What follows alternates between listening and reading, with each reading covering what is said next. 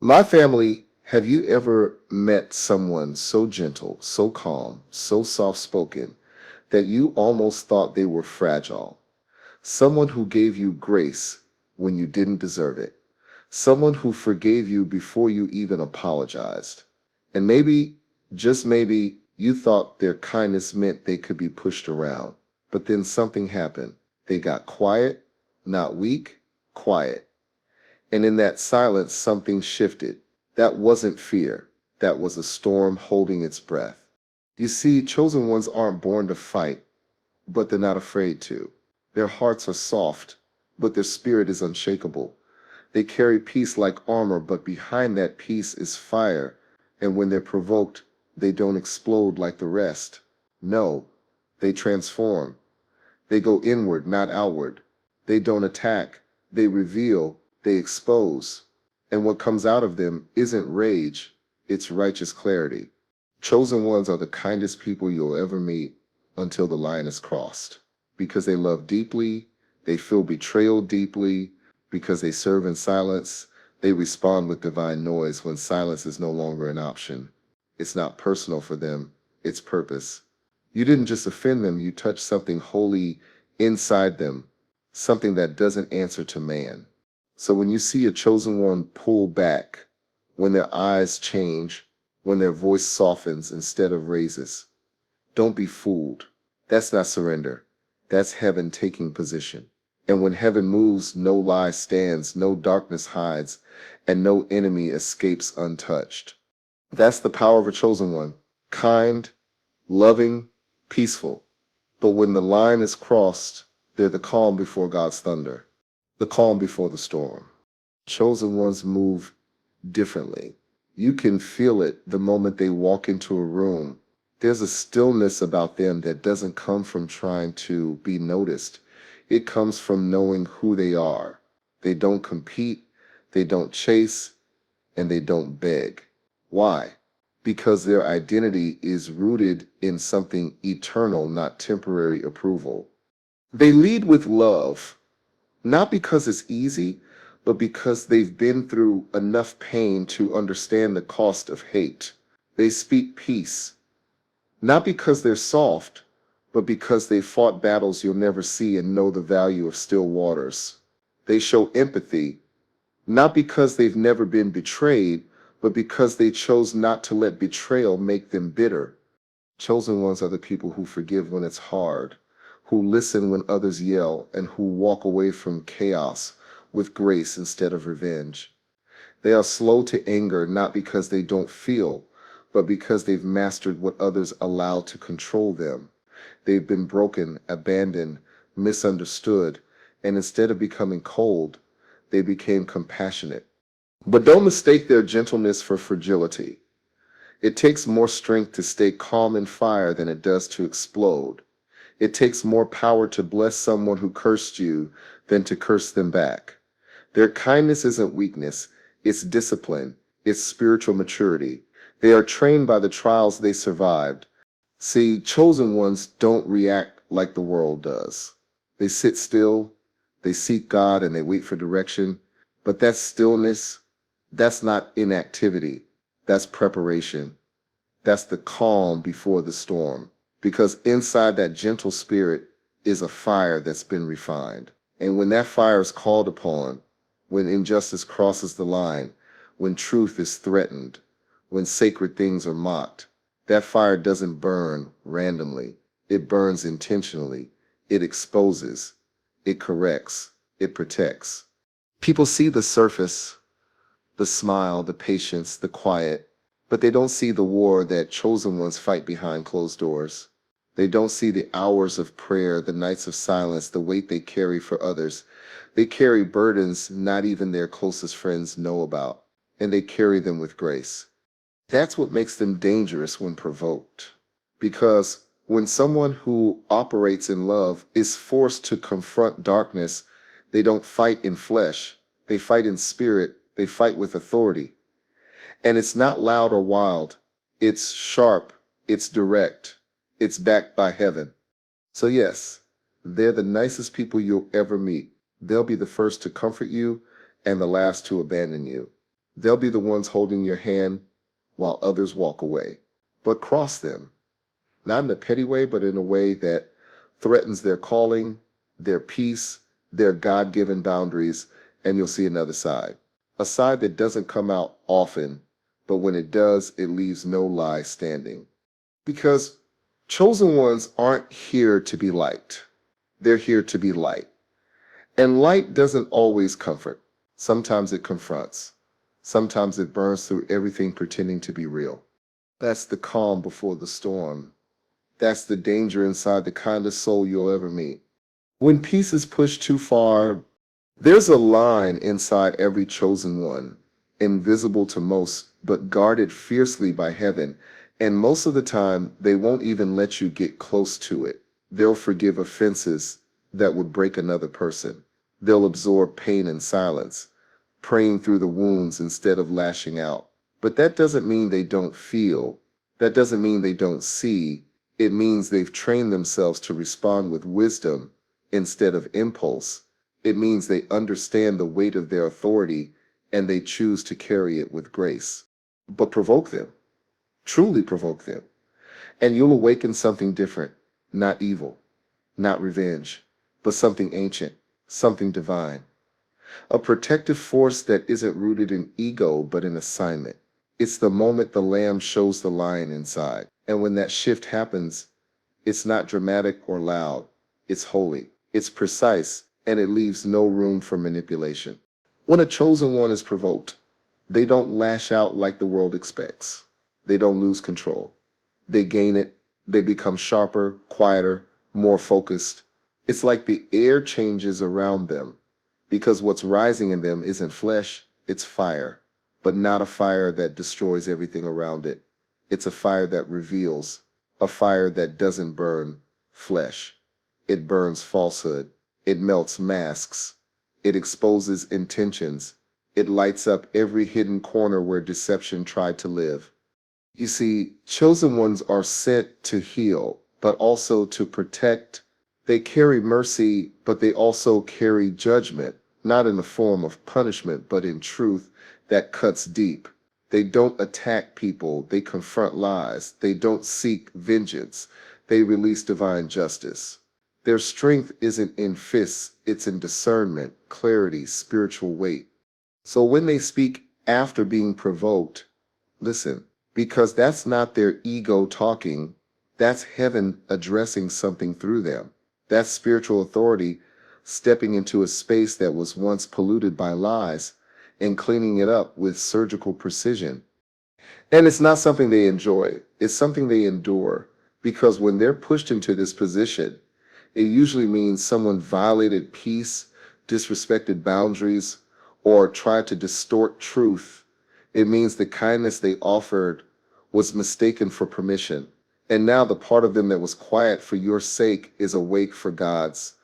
There's nothing scarier to darkness than a chosen one who's been pushed too far. Because once they stop holding back, they move differently. They speak with power, they walk with conviction, they confront with love, but also with force. And that force doesn't harm the body. It disrupts the comfort of the enemy. So understand this, a chosen one's greatest strength isn't how calm they are. It's what they're holding back for the sake of peace. And when peace is broken, they don't come for you. They come for what tried to move through you. The spirit behind the offense, the agenda behind the manipulation, the lie behind the charm. That's why provoking the chosen one never ends how people expect, because they're not fighting alone. They're not fighting at all. They're standing. And when a chosen one stands under the weight of divine instruction, the ground around them shifts. What's fake falls, what's real remains. And what's dark is cast out without apology. That's not wrath. That's righteousness. That's not anger. That's alignment. That's not payback. That's purpose doing what it was sent to do. Reason one, they operate from spiritual authority, not ego. What makes a chosen one truly powerful isn't the volume of their voice or the number of followers they have. It's not the titles they wear or the recognition they receive. It's something invisible to the human eye. Spiritual authority. That's the kind of power that doesn't need to shout to be heard. It carries weight without effort. And when the chosen one walks in that authority, things shift, atmospheres change, hearts are exposed, and truth begins to rise without a single word spoken in pride. Chosen ones don't operate from ego because they've had it stripped away. God doesn't raise the chosen by inflating their image. He breaks them first. He humbles them through rejection, through abandonment, through seasons of isolation that force them to face their own emptiness. And it's in those seasons when their name is forgotten and their heart is crushed that their authority is born. Not the kind of authority that seeks to control, but the kind that's surrendered, refined, holy. They don't need to prove anything to anyone because the one who sent them already validated them. They don't walk into rooms seeking attention. In fact, most of them prefer the background, but make no mistake, when they speak, it's different because they're not speaking for themselves, they're speaking from God. Their authority doesn't puff up, it pierces. It doesn't elevate them, it elevates truth. And when truth is elevated, everything that isn't real starts to shake. Ego says, look at me. Spiritual authority says, look at God. Ego demands the spotlight. Spiritual authority shines light on the darkness. You'll notice it in how they carry themselves. They don't argue to win, they speak to convict. They're not obsessed with image. They care about impact. They're not moved by applause or offended by silence because their assignment is too deep to be swayed by feelings. When ego gets offended, spiritual authority stays still. When ego needs to defend, spiritual authority lets God speak on its behalf. And that's what makes them so dangerous when provoked. Because you're not just coming against a person, you're touching something divine. You're pressing up against years of surrender, obedience, and pain that's been turned into purpose. You're knocking on a door guarded by angels, trying to enter a space that was never open to manipulation. And when a chosen one senses that, they don't react with emotion. They stand in their God-given power. And from that place, what they release doesn't just echo, it shakes. Their words carry conviction because they've lived every line. They're not quoting ideas, they're testifying from wounds. They don't need to convince you with charm. Their authority comes from what they've overcome in silence. Their power isn't polished, it's raw and it's real. And when someone who operates in spiritual authority finally speaks after being provoked, it says never out of self. It says out of assignment. And that sells when you know it sells serious because chosen ones don't just respond to noise. They respond when heaven says now. So if you've ever seen a quiet, gentle soul suddenly speak with piercing boldness, if you felt the air shift when someone stood up without raising their voice, you were watching spiritual authority in motion. And that, my family, is the kind of power ego will never understand and the kind of danger the enemy cannot stand against. Reason two, they hold power most people fear and they never misuse it. There's a weight inside chosen ones that most people can't explain. You can't always put your finger on it, but you feel it. It's not loud, it's not dramatic, but it's heavy. It's the kind of presence that makes people pause, that makes manipulators uncomfortable, and that causes hidden intentions to surface without a word. That's not personality. That's not energy. That's power, real, spiritual, undeniable power. And here's what separates the chosen from the common. They never misuse it. Chosen ones are trusted with power because they've proven they won't abuse it. Before God ever lets a chosen one speak with authority, he puts them through a season where they have none.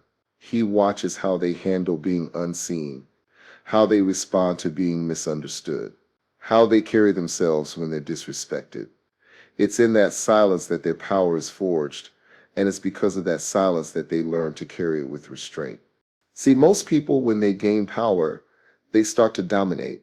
They use their influence to control, to manipulate, to center themselves. But chosen ones, they don't see power as something to enjoy. They see it as something to protect because they felt what it's like to be powerless. They refuse to become the thing that once hurt them.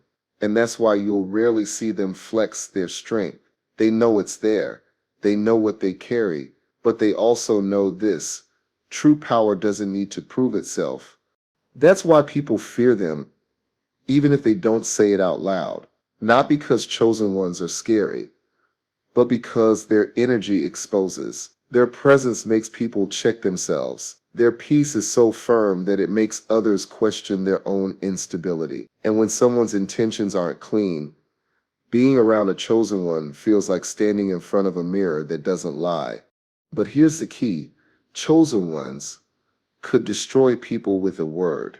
They could call things out, shut people down, embarrass their enemies, but they don't because they understand that just because you can doesn't mean you should. They wait, they listen, they pray. And if God doesn't give them the green light, they keep that sword sheathed. That's what makes them even more powerful. Restraint. You see, it's not power that makes someone dangerous. It's power that's undisciplined. And the enemy fears the chosen ones not because of how loud they are, but because of how measured they are. The devil doesn't tremble at noise. He trembles at obedience, at quiet strength, at power that knows exactly when to move and exactly when to be still. And when chosen ones are provoked, when someone pushes them too far, they don't explode like others do. They assess, they discern, and when they finally do move, it's not out of anger, it's out of alignment. And when their power is released in the right moment, for the right purpose, it breaks things open, it shifts realities, it shuts down demonic activity, and it does all of that without ever becoming corrupted by pride. So, yes, they hold power. Power most people fear, not because it's harmful, but because it's holy, because it's not rooted in ego, but in truth. And when truth walks into a room with authority, everything false starts to fall apart. Not because the chosen one said something, but because they carried something that couldn't be denied. That's why they're dangerous, because they're powerful, and because they choose not to misuse it. Reason three, they said mastered pain, so your words can miss to break them, but your betrayal might awaken their calling. Chosen ones have a different relationship with pain. They don't just survive it, they study it, they sit with it, they let it teach them, shape them, refine them. While most people run from heartbreak, disappointment, and failure, the chosen lean into it because they know pain is a passage, not a punishment. Every wound they've endured has taught them something deeper about purpose. Every tear has watered something sacred within them. That's why your words can break them. You can lie on their name. You can mock their silence. You can throw insults and try to wound them with gossip, sarcasm, and hate. But it won't destroy them because the truth is they've already been broken before by people they trusted, by seasons they didn't ask for, by prayers that went unanswered, or worse, answered in ways they didn't understand. And through all of it, they didn't just recover, they transformed. They built armor on the inside. Not the kind that makes them cold, but the kind that makes them unshakable.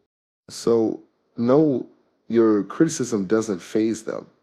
Your passive aggressive comments don't pierce them because what you think will crush them has already been processed, prayed over, and healed in secret. That's what makes them strong.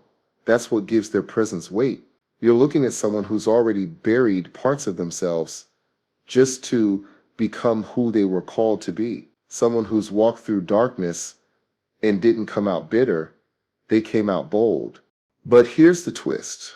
While your words might not break them, your betrayal might awaken something deeper. Because betrayal cuts differently. It's not about public attacks. It's about private wounds. It's about someone they let close enough to see their softness, turning that softness into a weapon. It's about trust being violated, love being twisted, intimacy being used as a tool for harm. And when that happens, something in the chosen shifts. It's not vengeance, it's not rage, it's awakening. You see, betrayal often marks the beginning of a new chapter for the chosen. It doesn't destroy them, it activates them. Judas didn't stop Jesus. He set the cross in motion. He didn't delay the purpose, he helped reveal it. And in the same way, betrayal has a strange way of positioning chosen ones exactly where they were meant to be all along. It snaps them out of comfort. It pushes them into alignment. It reminds them that not everyone around them is safe, and not every environment deserves their light. And from that moment on, they start moving with more precision, more fire, more purpose. They become more vocal, more discerning, less tolerant of distractions. Their boundaries get clearer, their vision gets sharper, and that quiet force inside them starts to rise, not because they want revenge, but because now they understand the assignment with new clarity. That's what makes betrayal dangerous for the enemy. Because when a chosen one wakes up fully, when they stop second guessing themselves, when they stop trying to save people who are sent to sabotage them, they become unstoppable. Their pain becomes prophecy. Their wounds become weapons of light. And the very thing that was meant to break them becomes the fire that launches them into their calling. So, yes, you can talk about them, lie on them, try to tear them down, but don't be surprised when your betrayal becomes the moment heaven says, now go, go. Because chosen ones don't just survive betrayal, they rise from it called covered and more dangerous than ever. Reason 4, they walk with God, and heaven fights for them.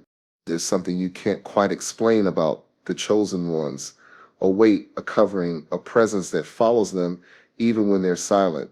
That's not luck. That's not charm. That's divine alignment. They don't walk alone, they walk with God. And because they walk with God, heaven fights for them in ways the world can't see. You may see them as soft-spoken or reserved, but what you don't see is what's happening in the spirit every time they enter a room. You don't see the prayers they whispered before the conversation. You don't see the angels standing behind them in silence. You don't hear the voice that guides them, protects them, tells them when to move and when to be still. You don't see the battle that was already fought before they showed up. Chosen ones are dangerous, not because of who they are, but because of who walks with them. They know the voice of God, not in theory, but through experience. They've followed that voice through seasons of deep loss, wilderness, and waiting. And it's in that process that they've learned the most powerful truth of all. They don't have to fight everything. Some battles aren't theirs, they're God's. And when they step back and let heaven move, what happens next leaves no room for pride. People who come against chosen ones don't understand what they're doing. They think they're opposing a person, but they're confronting a divine assignment. And when you rise up against a chosen one who's walking in obedience, you're not just pushing against flesh and blood, you're inviting spiritual consequences. Because the God who placed that person there is protective over what he plants.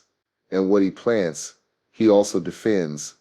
That's why so many people who've tried to tear down a chosen one end up confused, exposed, or removed.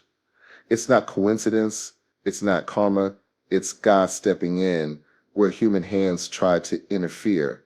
The chosen may stay quiet, but heaven doesn't. Heaven watches.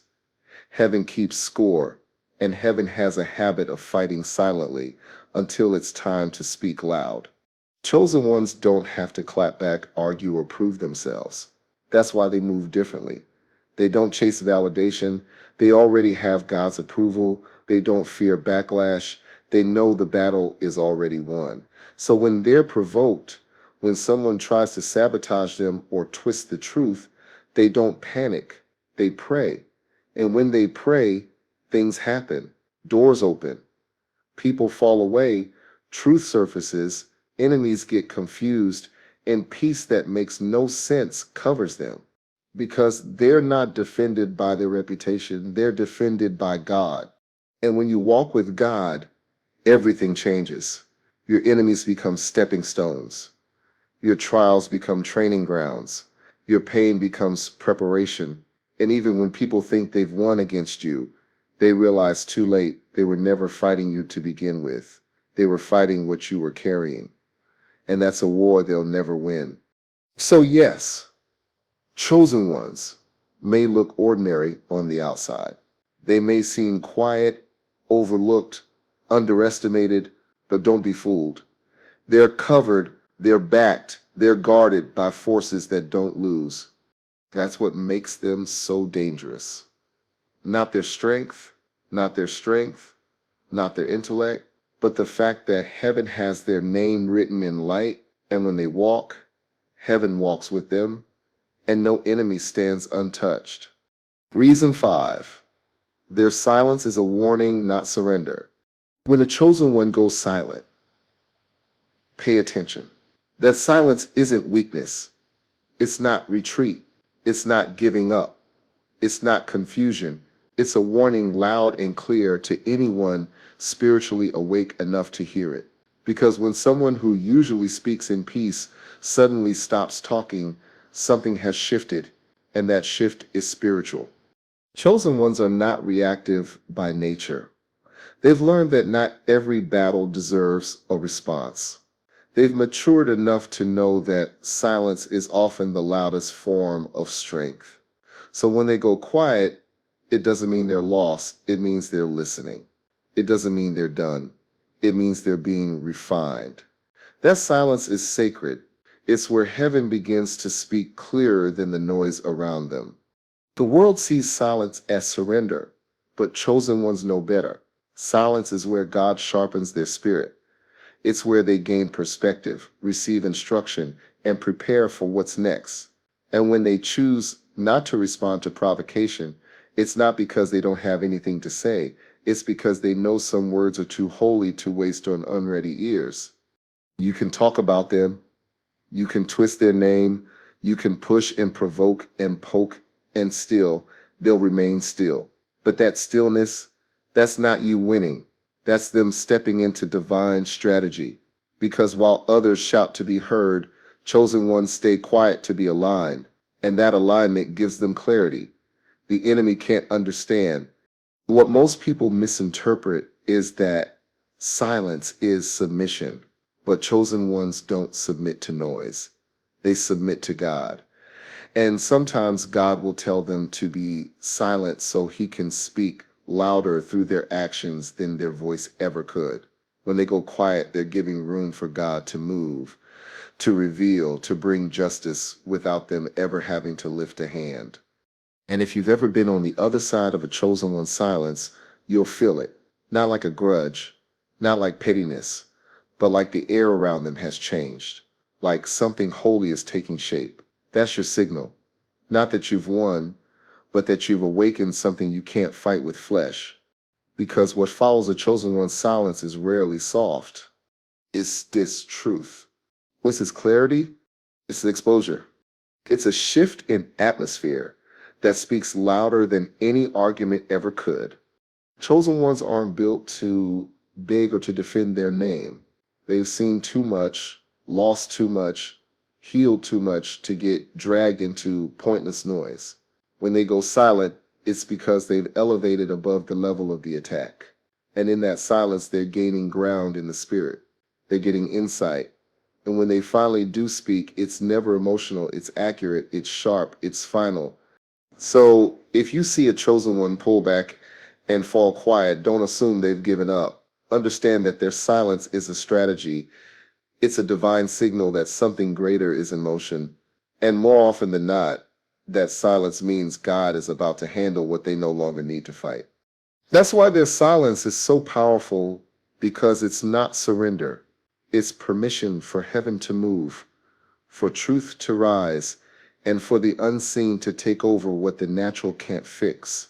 It's a warning not to push further, because once the silence ends, what comes next won't be a reaction, it will be revelation.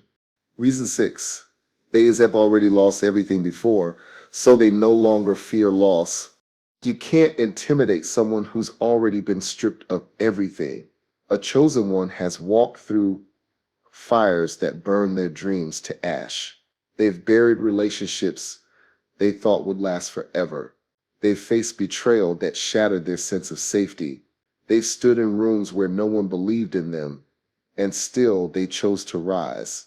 So when life tries to threaten them with loss, it's speaking a language they no longer fear. See, chosen ones have tasted emptiness. They've lived through seasons when their name was dragged, their love was dismissed, and their worth was questioned.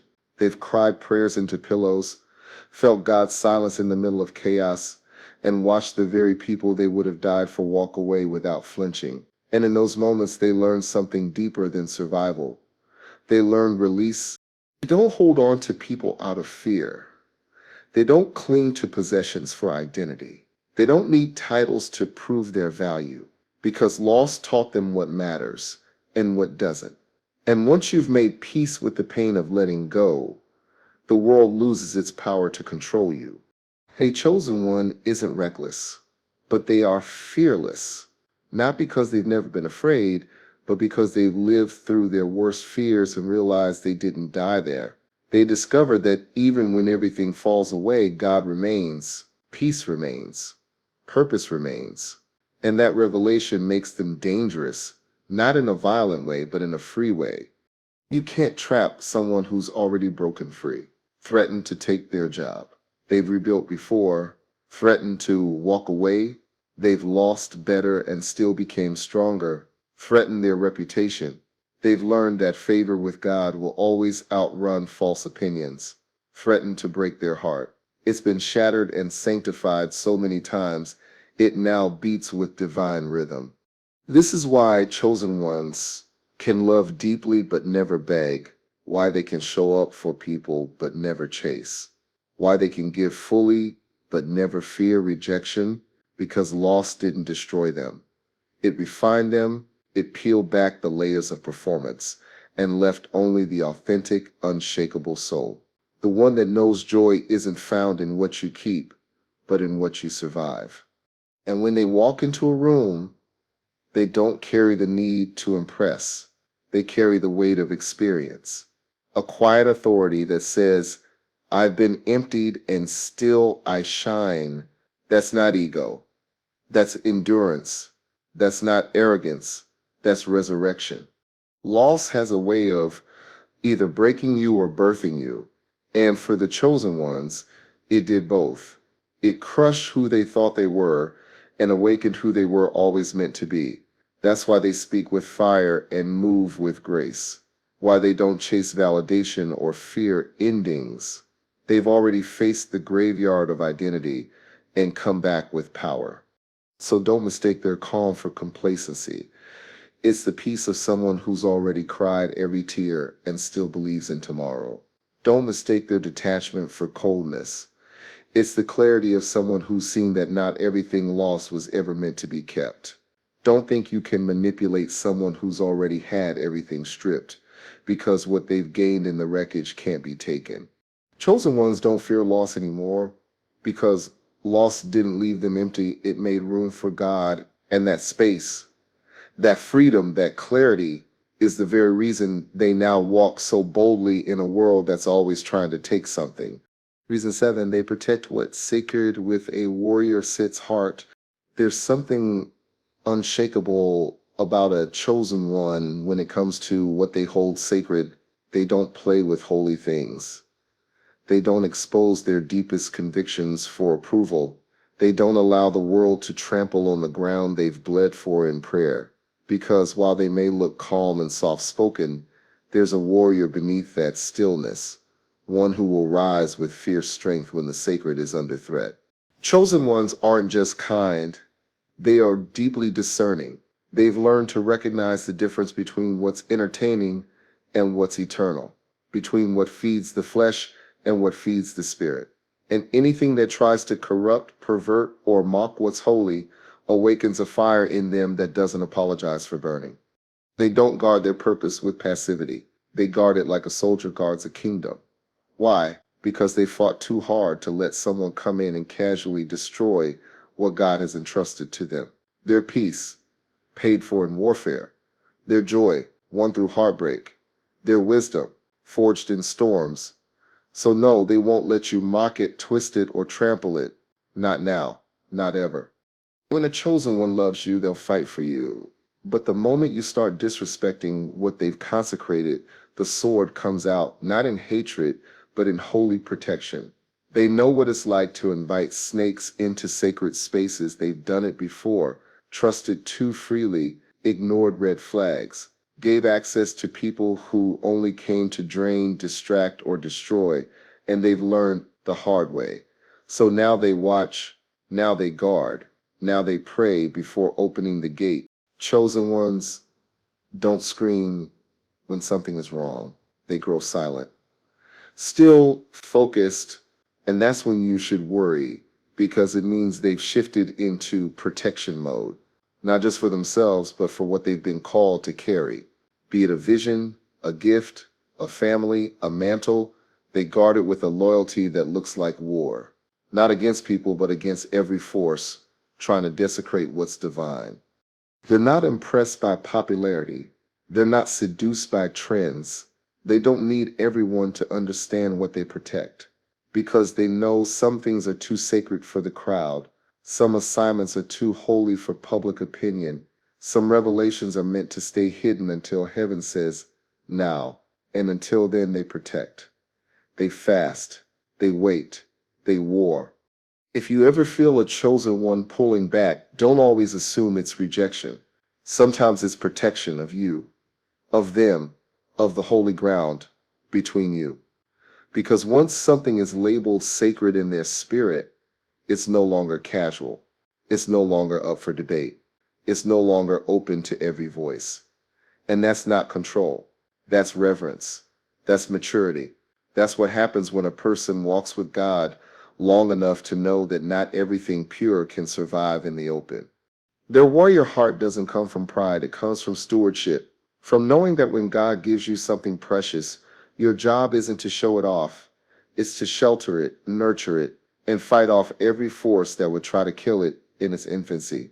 So, if you've ever met someone who seems calm but carries fire, gentle but stands like a wall, joyful but keeps certain things locked away, don't misread them.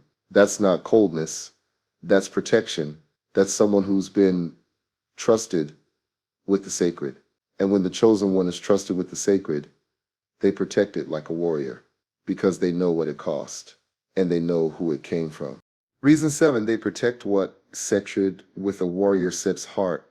Some people guard their dreams, others protect their reputation, but a chosen one, they protect the sacred, the unseen, the holy, the anointed, and they do it with the heart of a warrior, not because they're defensive, but because they know how precious the assignment is. They've cried over it, fought for it, bled in silence to keep it alive. So when something threatens what God has placed in their hands, they rise, not with noise, but with fierce and unshakable resolve. You see, a chosen one doesn't just love deeply, they defend with purpose. They understand that not everything holy should be public. Not every revelation should be shared.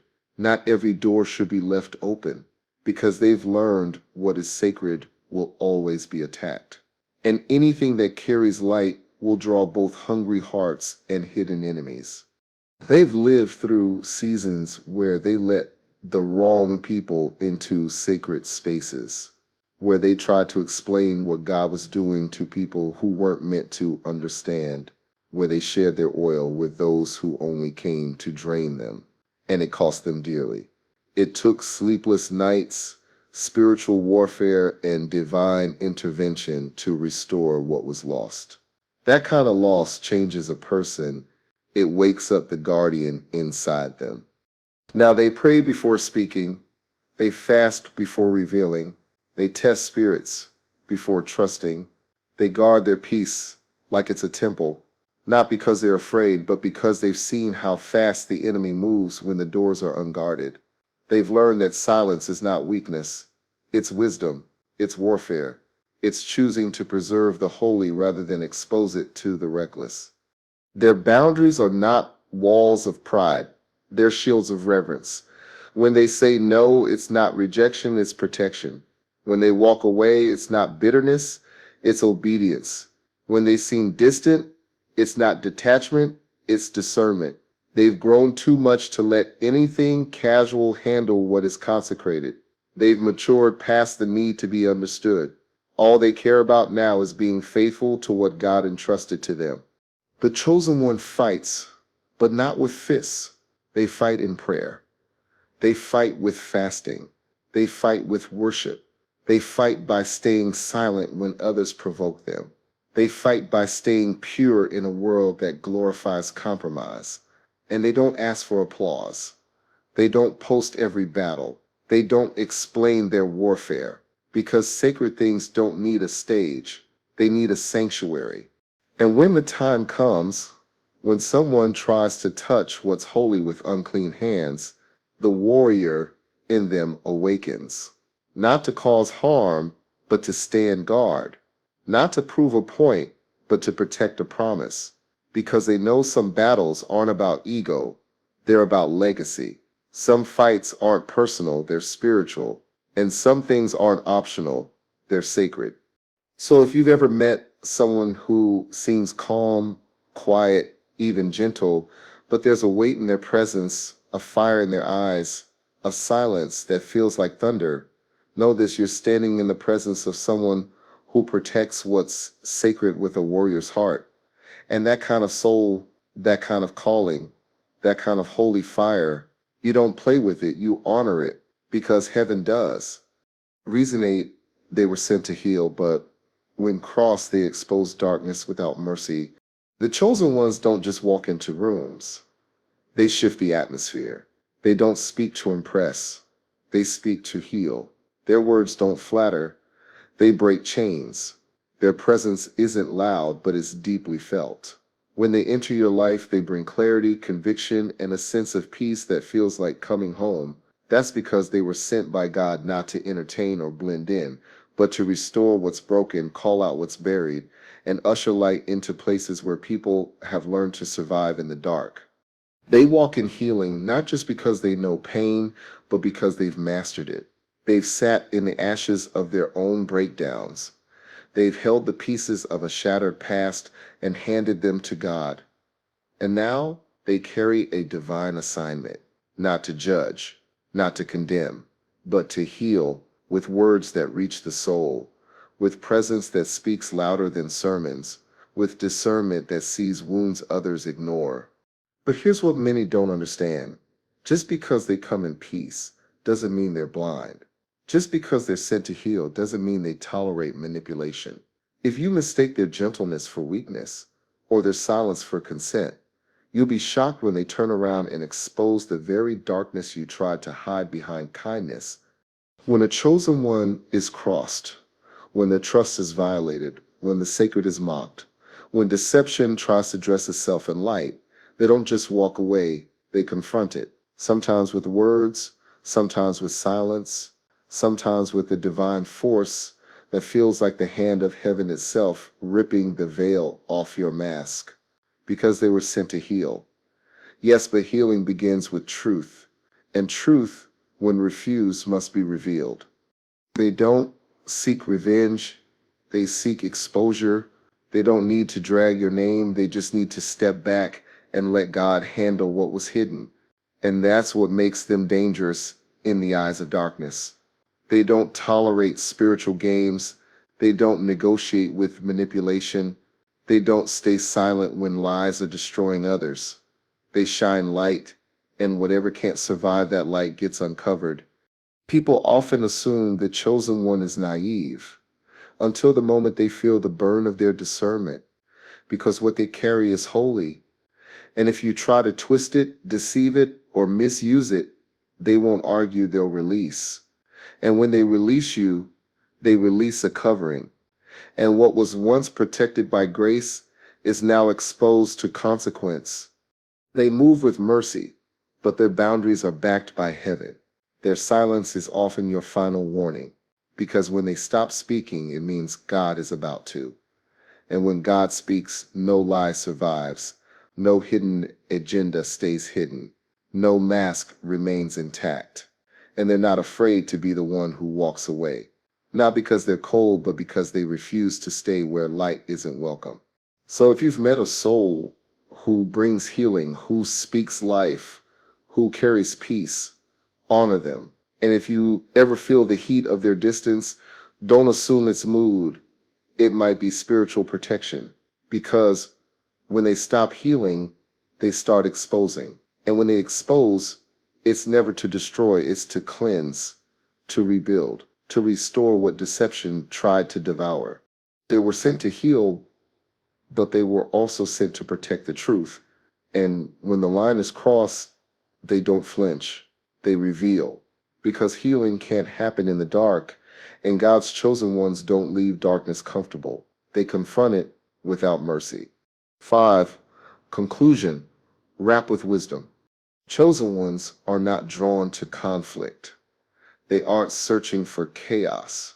They walk into rooms with the intention to bring peace, not to prove a point. They speak to uplift, not to overpower. They live to serve, not to dominate. And yet their stillness is often mistaken for passivity. Their humility is misunderstood as fragility. People assume that because they don't shout, they can be ignored. Because they forgive, they can be manipulated. But that's where the world makes its gravest mistake. A chosen one is not ordinary. They are not built by applause or affirmation. They are shaped in silence, in the wilderness, in seasons of testing, where only God saw their pain. Their strength is forged through trials most would have never survived. And though they don't wear their battles as badges, they carry a weight in their spirit that makes demons tremble. They were never created to impress the world. They were born to transform it. And that's the truth most overlook. These souls may walk quietly, but they're never alone. When a chosen one is forced to fight, it's not just them rising up, it's heaven itself standing behind them. It's the weight of divine justice that follows their obedience. It's the invisible army that moves when they pray. And when they speak, it's not just their voice, it's the whisper of God through them, reminding darkness of its limits. So be careful who you test, because sometimes the quiet one you mocked is the one who's been holding back storms on your behalf. The one who forgave you repeatedly is the one keeping your life covered in mercy. The one you dismissed as weak is the one who could have exposed you, but chose to give you grace. And when they finally stop holding back, when their silence ends, that's not revenge, that's God's timing. Some people are hidden weapons wrapped in kindness, not because they want to destroy, but because their very presence was sent to defend what is holy. And if you push them too far, if you cross the line too many times, what you'll meet is not their anger, but heaven's response. What you'll feel is not vengeance, but truth made visible. What you'll face is not their wrath, it's divine justice. Chosen ones don't want war. They long for peace. They crave restoration, healing, unity. But if peace must come through battle, they are ready, not with swords made of ego, but with faith that splits mountains, not with loud threats, but with prayers that shake the unseen. And when they stand to fight, they do not tremble because they know they never stand alone. So the next time you meet someone whose presence brings peace, whose words heal deep places in you, don't take it for granted. Don't test their spirit. Don't misuse their love. Because under all that gentleness may lie the kind of strength that doesn't just change a room, it changes destinies. It's not weakness, it's restraint, it's not fear, it's wisdom. And when it's finally unleashed, it doesn't just fight, it wins. Be wise, be watchful, and most of all, be humble. Because in this world, not all warriors look like warriors. Some come dressed in compassion, some come smiling, serving, forgiving, but inside them lies a fire that answers to heaven. And that kind of fire, It never burns without purpose. My family, have you ever been pushed so far, so relentlessly, that something inside you shifted not into rage, but into a deeper kind of strength, the kind that doesn't yell but protects? Have you ever felt your peace rise up like a shield, not just for yourself, but for the ones you love? That moment where silence became your weapon, where you didn't need to prove anything, but the fire in your spirit made everything clear. If you've ever stood in that space between breaking and rising, drop your story in the comments. Someone out there is right on the edge, and your voice might be the reminder they need to hold on. Because this world will mistake your kindness, it will call your calm weakness. But those who are chosen know the truth. You don't need to be loud to be powerful. You don't need to strike first to win. Your strength is in your restraint, your discernment, your connection to something far bigger than this world can touch. And if you know deep down that you've been set apart, if you've felt the call in your bones, if you've walked through fire and came out carrying peace instead of bitterness, then subscribe. Because this space was built for people like you, kind souls who carry thunder in their chest, calm hearts that shake the atmosphere when provoked. You don't need a crown to lead. You don't need a stage to shift lives. You just need to remember who you are and keep walking. So let your story speak. Let your spirit breathe here and join a community that sees your fire, not as a threat, but as a gift, because here the chosen rise together.